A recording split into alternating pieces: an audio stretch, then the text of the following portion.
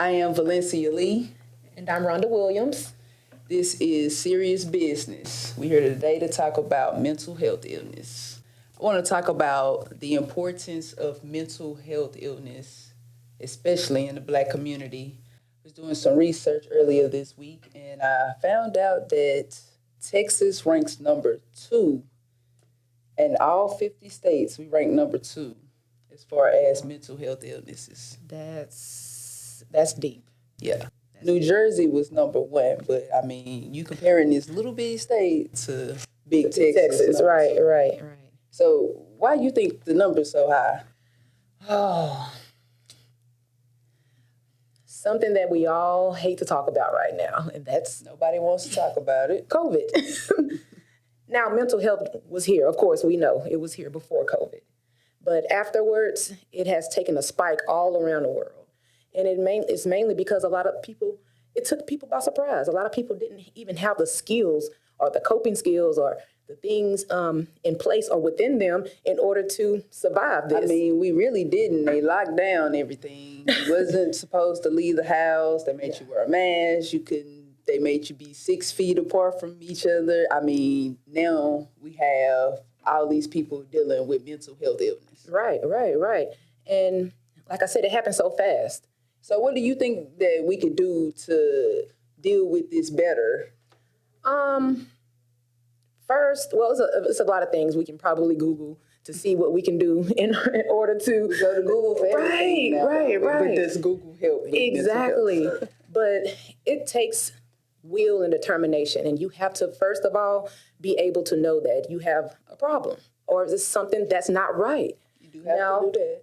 And a lot of people, they don't want to be accountable for their actions. Right. Or some people are a little in denial. Yep, that's a big one too. Right, You have to admit that there is a problem first before you can fix it. Definitely. And so when you're in denial, or when some people just don't know what's going on with their bodies, or going on with their mind. And then we get so, we're in the everyday life, hustle and bustle. So we get so, what's the word I'm looking for? But let's talk about that though. You say people don't know their bodies. Right. Me and you come from the same place. We from Dallas, born and raised in Oak Cliff. Where, violence, mental health illness, verbal abuse, physical abuse, Right. like it's probably at its worst. How do you even recognize that it's a problem once you're born and raised in that type of environment? Right. You think it's normal. Exactly. You think it's a norm. That's Yeah. your paradigm. That's what you grew up around. That's what you see in your household, in your community. So that's what you become. That's what they become because that's what they could connect with. And that's what's natural and what's real. And one thing when you talk about mental health, especially we talk about the Black community, it was a stigma. Yeah. Nobody wanted to even acknowledge that it exists. Because especially if you were raised in a family who were very religious, prayer is the answer. Prayer was the answer. Go to church. And yes, that is a great component. But when you're seeking within yourself, you have to do the work, and you can't just wait for that your higher power to do it all for you. So let's talk about that because you just said seek within yourself. Mm-hmm. A lot of people answer to mental health, like the young lady that killed herself on Instagram. R.I.P. I hope you rest in heaven, rest your soul. definitely. She literally made a post saying all these people were there for her. She said all these people was there for her. She said if she needed anything, she knew she could go to her mom, but she still decided to take her life. Right. What do you think that promoted her to even do that? And when we say mental health is serious, it's a chemical imbalance in our brain. So you have all these chemicals doing different things, and when you can't control it, it's very, very unfortunate because she said she had that support system. She had all the things that she needed around her. That's the number one thing. As soon as somebody commits suicide, everyone around them, loved ones, friends, they start blaming themselves. Oh, I should have did this. Oh, I should have did that. But is there anything that they honestly could have did? In some cases, we can say, but with this case, it appeared that she even, shared that she had that. And so it was nothing that they could have done unless they had someone there with her. I'm not sure exactly how deep it was or how far it was with when I mean with family and friends. If she could have been admitted, that's what I'm trying to get to, into some type of place where she has some type of 24-hour care. But I'm not sure if they knew if it was that serious, if it was that deep in order to get her that. But I'm saying that's probably just about the only thing, and that's the thing, they could have done. People don't know that it's that deep. Right. Like, one of the things, if anybody know me, you ever read my book, I pride myself on being a raw, unfiltered writer. I'm just going to flat out tell you the truth. You know, I've been diagnosed with bipolar disorder twice. I've been admitted to hospitals for suicide. I remember security guards sitting by my door. I couldn't even go to the restroom without a nurse. You know what I'm saying? Did I have a support system? Yes. Probably not the one that I wanted, but did I have a support system? Yes. Okay. At the end of the day, there was nothing nobody could do for me. I had to figure that out myself. So we can talk about mental health illness and talk about, oh, this person could have did this, or I should have called them, or I knew. But until we learn how to love self and figure out how to make ourselves happy and stop depending on other people, we're going to continue to deal with mental health. And that just kind of goes back to, during COVID, you have this unlimited amount of information just constantly coming back. People laugh at me all the time because I do not watch the news. I don't care. Like, you can miss me with the news. Exactly. I don't care. That's you on social media.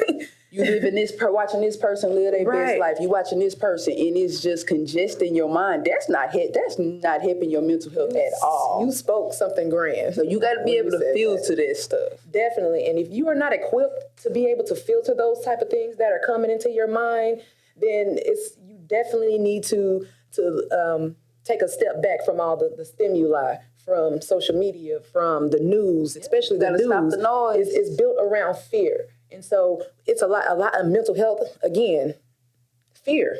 Coming from there. Fear of what could be or what was. And it's a lot of components. It really is, depending on that person. But you're not filtering what you're intaking when you're looking at social media, TV. Your subconscious is taking it all in. Your subconscious is taking it all in. And people don't understand how powerful your subconscious is. Like, I read a book called The Power of the Subconscious Mind. And it literally changed my mind. I'm like, okay, we gotta reroute some stuff, re-record some stuff, because I'm a little jacked up. But definitely, it's stuff like that, where you have to learn,